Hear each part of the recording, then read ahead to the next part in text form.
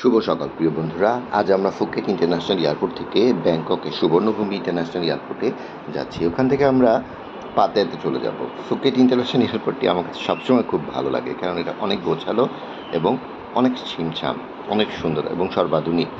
তো আমরা সময় নির্দেশিত দেখে প্লেনে উঠে পড়লাম। জাস্ট 1 ঘন্টা 45 মিনিট সময় লাগলো। আমরা চলে এলাম ব্যাংকক সুবর্ণভূমি ইন্টারন্যাশনাল এয়ারপোর্টে। এখানকার সব ফর্মালিটি শেষ করে আমরা বেরিয়ে এলাম। আমরা এবার একটু খাওয়া দাওয়া করবো, কারণ আমাদের খাওয়া দাওয়া তেমন কিছু হয়নি।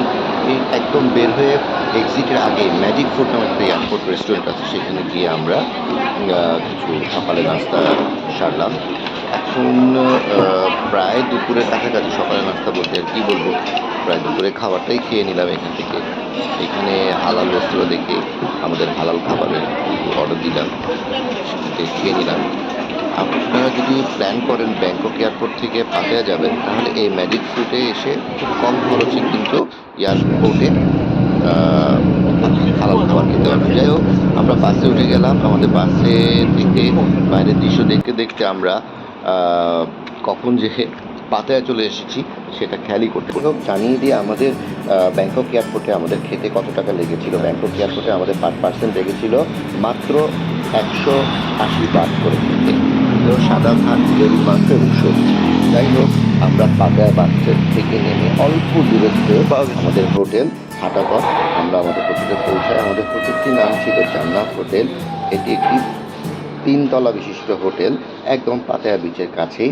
সাথে এখানে একটি রেস্তোরাঁও ছিল, সব বাঙালি এখানে ছিল, তবে 2 জন এখানে আমরা মায়ানমার লোক পেয়েছি। যাক, আমরা আমাদের সমস্ত কিছু ব্যাগ এবং অন্যান্য জিনিসপত্র রুমে রেখে আমরা নিচে চলে এলাম আবার খেতে।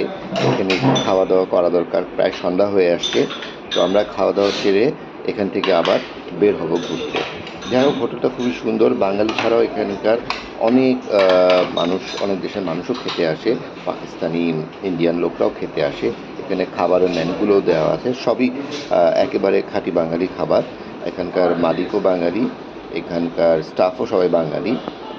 হোটেলটি খুব চমৎকার। থাইল্যান্ডে খাওয়া দাওয়া শেষ করে বেরিয়ে গেলাম স্থানীয় এলাকা, বাজার সবই পাওয়া যায়। একটা এলাকার স্থানীয় এলাকার, একটা দেশের স্থানীয় জায়গার বাজারগুলোতে খুললেই বোঝা যায় সেখানকার কৃষ্টি কালচার, সেখানকার লোক সমাগম, সেখানকার আচার আচরণ, সংস্কৃতি। তাই পাতায় এসে এখানকার লোকাল মার্কেটে ঘোরাঘুরি করলাম।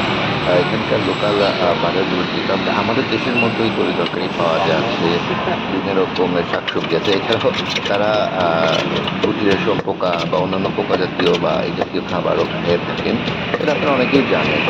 যাই হোক, আমরা এখান থেকে ঘুরছি, বিভিন্ন শাকসবজির বাজারগুলো দেখছি, ভালো লাগছে। স্থানীয় লোকজনদের সাথেও কথা বলছি। আমাদের দেশের মধ্যে শাকসবজি দামের তুলনায় মূলত আমাদের দেশের থেকেও বেশ কিছু কম। বাজারে এখানে ঘুরে আমরা অনেকের সাথে কথা বললাম, অনেক দোকানের সাথে কথা বললাম, যে পরিমাণে আমাদের দেশের থেকেও বেশ কিছু কম। আমরা কিছু ঘোরাঘুরি করার জন্য বিভিন্ন বাজারে বিভিন্ন রকম শাকসবজি তরি তরকারি দেখছিলাম। এখানে আমাদের সঙ্গে গাজর, টমেটো অ্যাভেলেবেল পাওয়া যায়। সব রকম সিজনাল শাকসবজি সাজিয়ে বসছেন এবং দামও কিছুটা কম। পেঁয়াজের দাম জিজ্ঞেস করলাম বাংলার সঙ্গে, এখানে 35 টাকা কেজি পেঁয়াজের, 35 টাকা কেজি। এছাড়াও ড্রাই ফ্রুট দেখলাম, তাছাড়া তারা মাছও বিক্রি করে, বিভিন্ন শাকসবজি। আমরা ঘুরতে ঘুরতে পাতায়া বিচের কাছাকাছি ছিলাম, কিন্তু অবাক হলাম এখানে একটা ফুড ফেস্টিভ্যাল করছে। ফুড ফেস্টিভ্যাল হচ্ছে মানে এখানে বিভিন্ন রকমের ফেস্টিভ্যাল আকারে এখানে সবাই যার যার দোকান সাজিয়ে বা বক্স সাজিয়ে আমাদের যেরকম হয় উৎসবের পাশেই তারা একই রকম সুন্দর করে সাজিয়েছেন এবং বিভিন্ন দেশের পরিবেশ থাইল্যান্ডের একসময় বিভিন্ন দেশের পর্যটক আসছে, কোরিয়ান আছে, রাশিয়ান আছে, আমেরিকান, ইউরোপিয়ান লোকজন, অনেক অনেক পরিবারের লোকজন, এবং তারা সবাই করে দেখছিলেন এখানকার খাবারগুলো। বিভিন্ন রকম খাবার রয়েছে। যাই হোক, আমরা অনেকক্ষণ ঘোরাঘুরি করার পরে রাত 1টা 1:30 দিকে আমরা হোটেলে ফিরি এবং ঘুমিয়ে পড়ি এবং আমাদের আগের পূর্বানুমান ছিল পরে আমরা আজ সকালে আমরা আমরা সবাই আমাদের সদস্যরা একসাথে হয়ে আগে যে গাড়িকে বলা ছিল আমাদের হোটেলের সামনে চলে এসেছিল আমরা সবাই গাড়িতে বলি এবং যেতে যাওয়ার জন্য আমরা প্রস্তুতি নিই। তো আমাদের বন্ধুরা আমাদের সব একসাথে হয়ে এসে আমরা পৌঁছাই সকাল 7:30টায়। তো আমরা ধীরে ধীরে বোটের দিকে এগিয়ে যাই। এগিয়ে যাওয়ার আগে বিভিন্ন দেশের লোকজন এখানে ছিল, বিশেষ করে ইউরোপিয়ান এবং আমেরিকান অস্ট্রেলিয়ান লোকজন হয়ে বেশি ছিল। তো সেখান থেকে দাঁড়িয়ে ব্রিজ থেকে দাঁড়িয়ে আমরা ভালো লাগে এই ব্রিজ থেকে যেতে কোনো সরকার থেকে প্রকল্প যেমন আমাদের দেশে হয়, আমাদের যেমন হয় বা কোনো বাংলাদেশের জন্য কোনো আমরা আমাদের বই উঠে গেলাম উঠে সবাই লাইফ জ্যাকেট করে নিলাম, অনেকে আবার করেনি। তো যেমন একটু ছিল বসে একটু খাচ্ছিল ছিল না। তো আমাদের প্রথম উদ্দেশ্য বক্তব্য ছিল যে আমাদের প্যারাগ্লাইডিং একটা সমুদ্রের মাঝখানে একটা দাঁড়া করানোর মতো একটা জায়গা প্যারাগ্লাইডিং করে যাক। আমিও প্যারাগ্লাইডিং করলাম। তো সেখান থেকে পুরো পাতা শহরটা দেখতে খুবই ভালো লাগতেছিল, খুবই রোমাঞ্চকর একটা অভিজ্ঞতা। অনেকে আমাদের সাথে যারা ছিলেন সবাই কম বেশি এখানে প্যারাগ্লাইডিং করেছেন।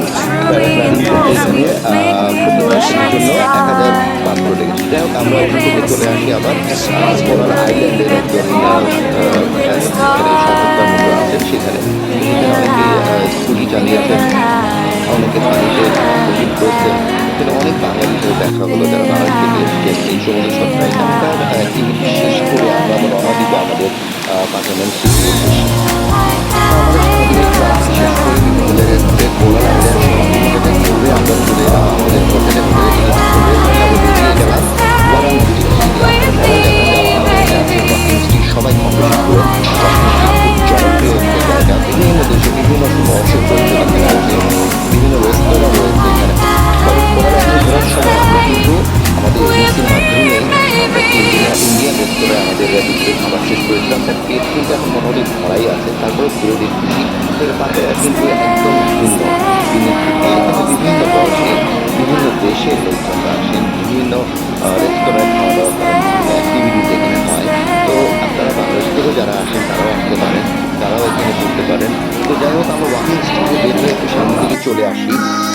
এর কাছে দেখি একটি খুব সুন্দর মনোমুগ্ধকর সাংস্কৃতিক অনুষ্ঠান হচ্ছে। সেখানে স্থানীয় মেয়েরা তাদের কৃষ্টি কালচার তুলে ধরছে, তারা সেখানে নাচ করে তাদের সংস্কৃতিকে তুলে ধরতেছেন। বিভিন্ন দেশের বিভিন্ন বয়সের লোকজন সেখানে তাদের মনোমুগ্ধকর সংস্কৃতিক অনুষ্ঠানটা উপভোগ করতেছেন, আমরাও করছিলাম।